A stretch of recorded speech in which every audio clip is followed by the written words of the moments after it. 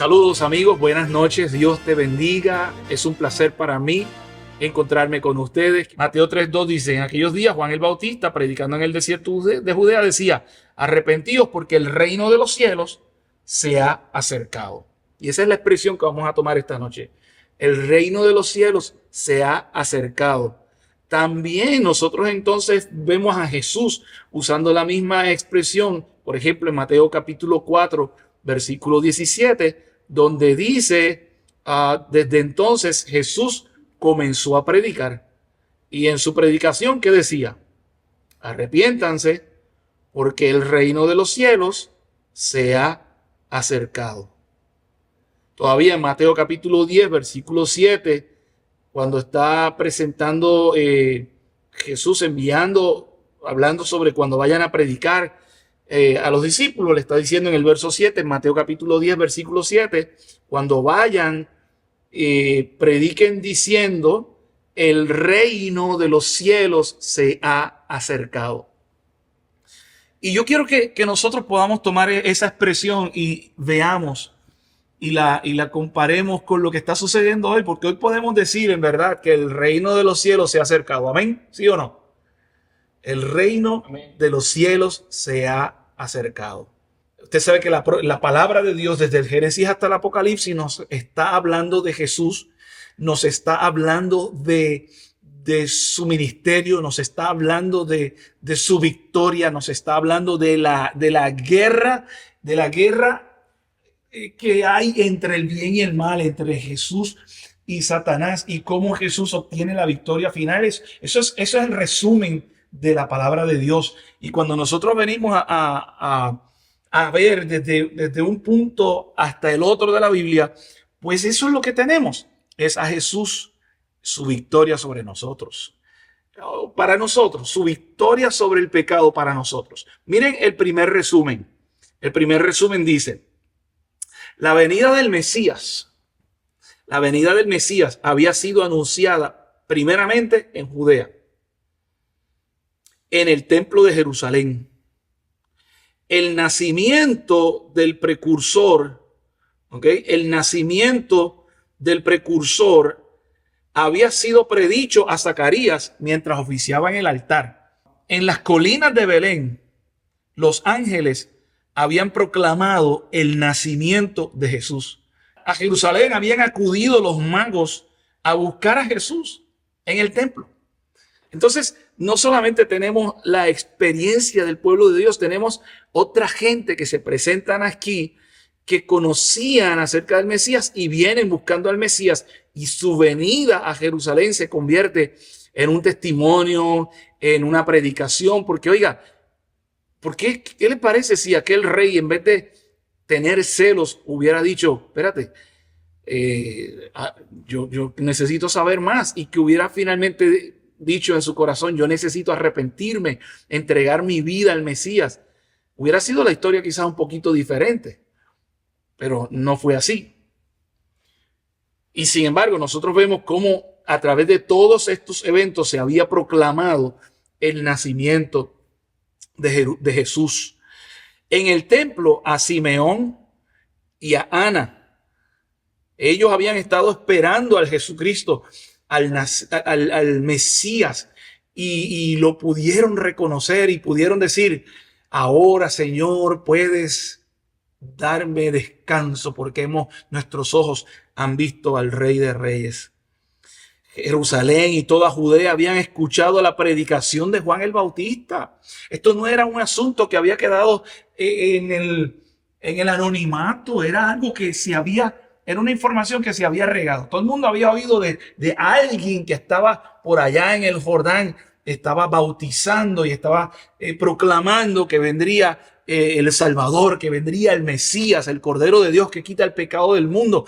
Era algo que se había dicho, que se había anunciado, que se había proclamado. Tanto la diputación del Sanedrín como la muchedumbre habían oído el testimonio acerca de Jesús. Había gente de todas partes cuando Juan el Bautista dijo, he aquí el Cordero de Dios que quita el pecado del mundo. En Judea, Cristo había reclutado a sus primeros discípulos y había transcurrido gran parte del comienzo de sus ministerios allí en Judea. Unos días más tarde, quizás unas semanas, vemos la manifestación de su divinidad en la purificación del templo. ¿Ustedes no creen que la gente se enteró que por ahí había alguien que se llamaba Jesús, que fue al templo y echó a todos los mercaderes? Acuérdense que el templo era un centro nacional donde se reunía gente de todos los países, venían gente de todos los países, de todos los países conocidos, judeos o simpatizantes del pueblo de Israel, a confesar sus pecados, al programa de adoración, al programa de purificación del santuario.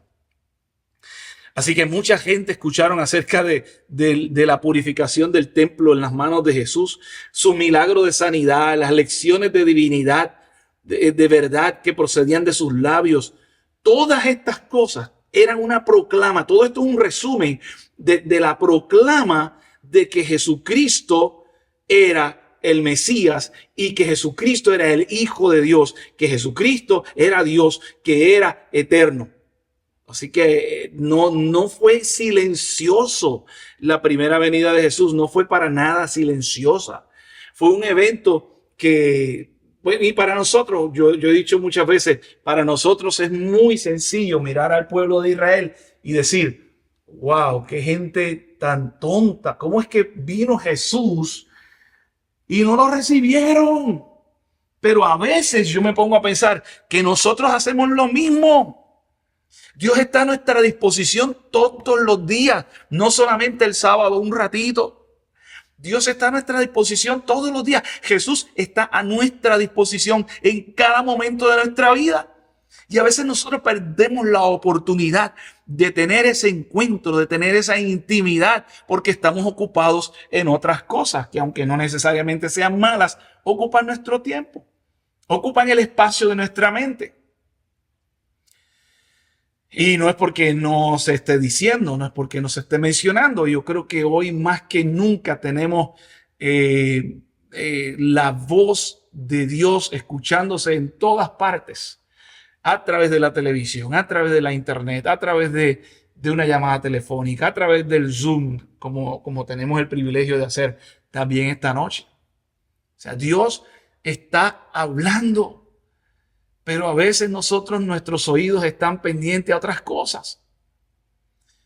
Me gusta y me entristece que dice que si los dirigentes de Israel, y yo puedo quizás aplicármelo a nosotros hoy, si los dirigentes de la iglesia hoy, si nosotros los miembros de la iglesia hoy, dice, si los dirigentes de Israel hubieran recibido a Cristo, Él los había honrado como mensajeros suyos para llevar el evangelio al mundo. A ellos se les dio la primera oportunidad de ser heraldos, mensajeros, evangelistas de Cristo Jesús, evangelistas del Salvador. A ellos se les dio la primera oportunidad, pero la rechazaron.